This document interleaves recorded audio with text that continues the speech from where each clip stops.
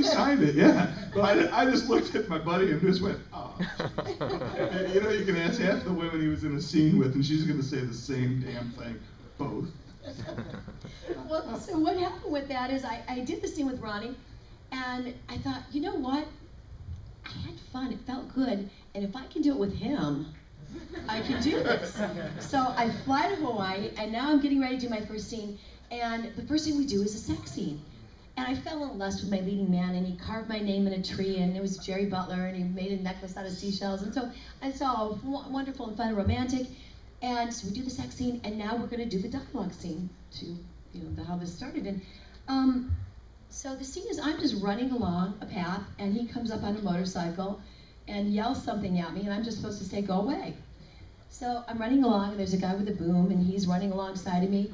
And every time I went to talk, to say my one line of dialogue, I looked up and I saw the boom, and it reminded me of a penis, and I laughed. I could not do the dialogue. I just couldn't. And it was like 4 hours, and finally they just said, no, done. You know, we'll shoot tomorrow, you can't talk.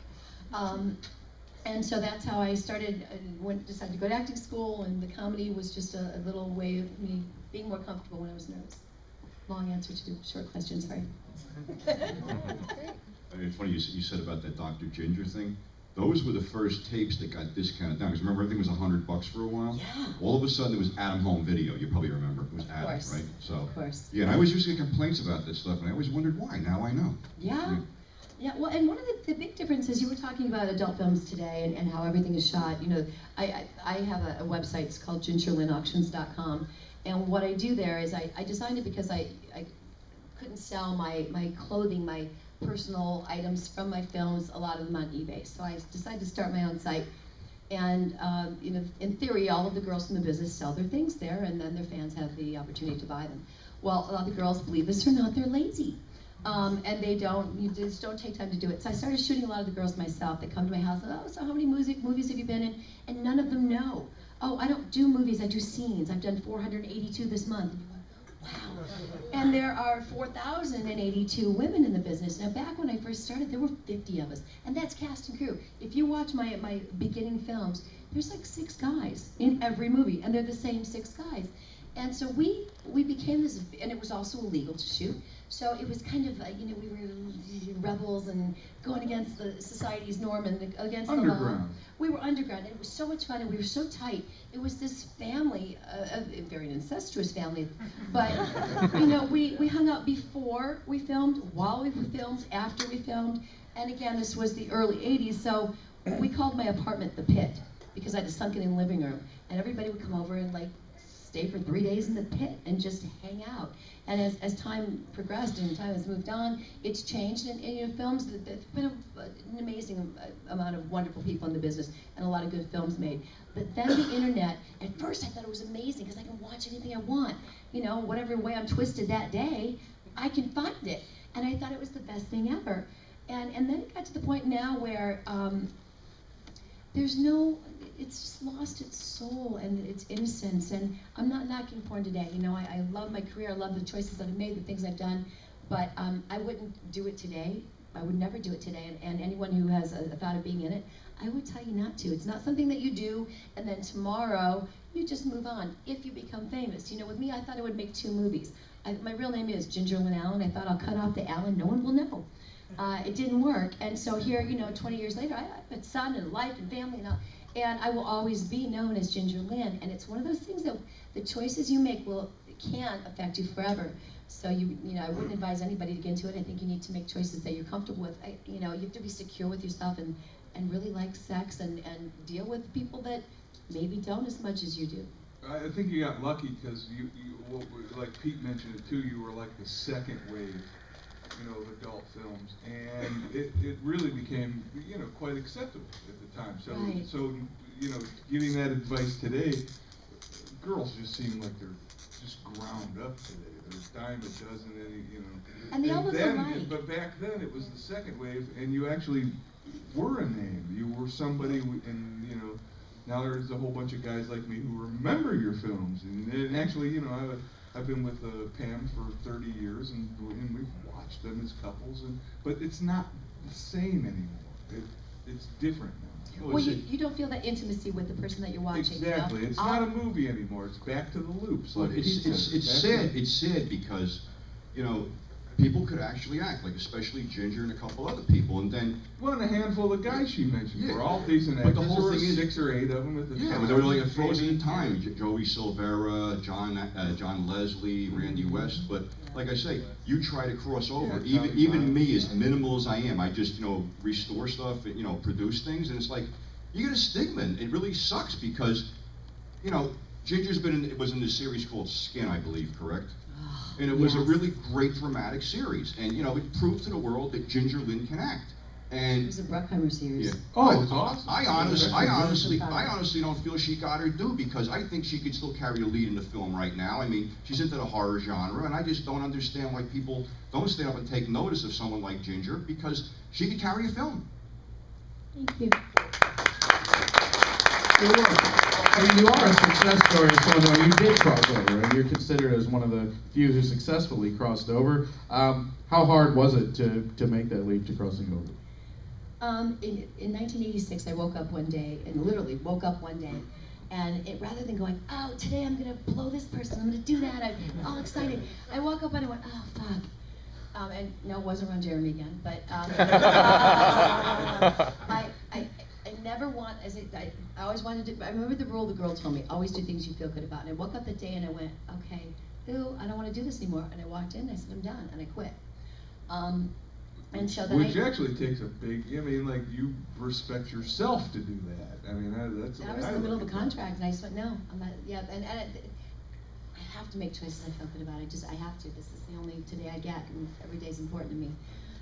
But when so I decided, okay, I quit porn. What do I'll do mainstream. And you know, I started going to acting school a little bit before that. And the first audition I had, Suze Randall's the photographer. She's the one who shot me the first time for Penthouse. And so I called Suze and I said, you know, I'm going to get an agent. I'm going to do mainstream films. And she actually got me an audition for Beverly Hills Cop. Not your version. 2, and I'm thinking, hey, Murphy, and oh my God, this is going to be so exciting. And so I get the script, and I get my sides, and the character was the bimbo, the actor, the waitress that goes up to John Ashton and thinks that he's the president. And it was a fun, comedic, wonderful little role, and I hired my acting coach to come and work with me, and Tony Scott, Ridley Scott's brother, is directing it, and I saved the pass to show my grandma when I drove onto the lot, and I got in there, and I'm ready to go, and the first thing that I'm wearing a little white dress, and it had a cutout in the center for my belly, and the receptionist, she goes, oh, are you wearing underwear? Didn't think that was really important, and I said no. She goes, I'll be right back, and so she ran off, you know, it was a little tight dress stuff. She ran off and came back, she goes, we're gonna have to go in like you are. So I went in, and Tony Scott is there, and he's got the casting director in the room, and he says, okay, well, we need a nude Polaroid. And I said, no, I don't think so. All right, how about topless? And I said, no, and now I'm starting, you know, I'm getting cry in a minute, now I'm getting really uncomfortable. Like, what the hell are you going to do with this photo? Well, and you know, I haven't been on audition, I've been on adult auditions, no one's asked me to get naked. So mainstream, they do. And it was very bizarre. So I read the dialogue, and he stops, he goes, no, do this, I want this nasty. Okay, she's a bimbo, and not the way it's, okay, so I did it again. And then he says, no, I want you just want to fuck everybody you meet. And I did start to cry, and I'm like, you know what, I don't think I'm right for this, and I left. So that was my first mainstream audition. And from there I did film. They automatically assumed you were something you were not. Do you feel that? Do you feel? I mean, yeah. That's the stigma. Hey, look, dude. the audiovisual guy's not even on the panel and asking questions. But it seems like they automatically assumed you were somebody you weren't. Well, I think that if you do adult films, a lot of people They have a preconceived huge notion. misconception Yeah, about it. they think that because you do that, you sleep with everybody. You know what? Yeah. I did movies. And that's never been the case with No. any adult act. And we've had male and female adult people here at the Wasteland over the years, of which all you know. And it's not how anybody thinks. No, We've never had the I'm a slut and I'm glad I lived through AIDS. We've never had that. We've never had that. I mean, honestly. Tracy Lord doesn't hear it? wasn't going there. I'm glad you said that, honey. I'll go there because I got issues myself. And my issues are the way I was brought up, the people I hung out with, the people that you know I worked for and trusted me. You don't fucking rat anybody out. No. And that's exactly what she did. And unfortunately, Ginger took the brunt of a lot of this And shit for whatever reason. she got royally fucked for it. Yeah. So I mean, like, you guys want to give somebody a little applause right now. Ginger took the brunt for all of that Tracy shit, and she deserves all of your respect for it right now. Because she played the fuck you, I'll do the time person, and Tracy was the one. I don't even want to go there. I wasn't even going to go there. Yeah, no, I'll just keep it real simple. Basically what happened is, you know, I saw documents that no one has seen because I was,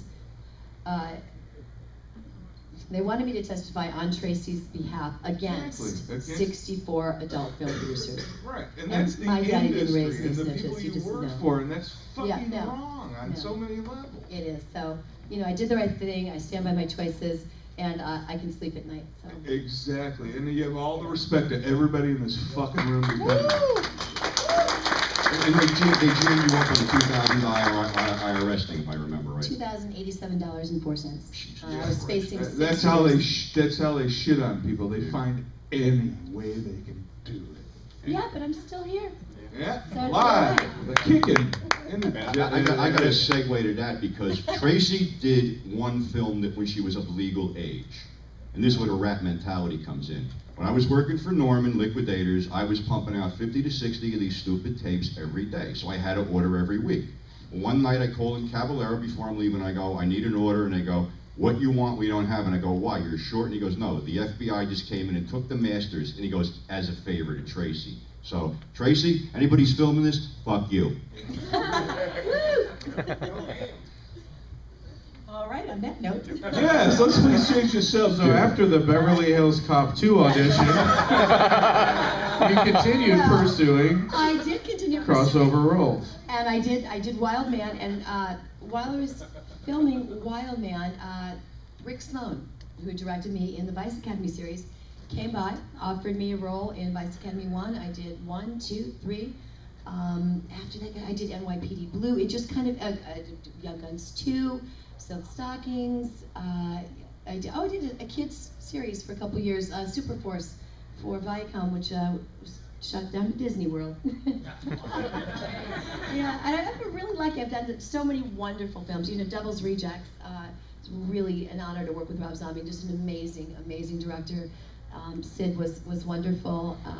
Done, you know, in the genre that most of us are here today for. Haven't done a lot, but you know, I did a really bad movie you might want to check out called Satan's Storybook a long time ago. And Sam Hain, Evil Breed. A little disappointed in that one. They hired me. Jenna Jameson is in it. They had 4 or 5 adult film actresses. I'm the only one that lives, which is kind of nice. So I've been a lucky girl. I've done a lot of wonderful projects and had a good career. So. You were shooting a movie at one point, because I remember when I was with Children's Theater, they were shooting stuff there, and you told me the guy forgot to turn on the sound or something. You have it in the safe. He's here today, so I don't think I should talk about that. But yes, I do have an unreleased movie upstairs in my safe, and it is a thriller. You know, sound wasn't. No, I gotta stop.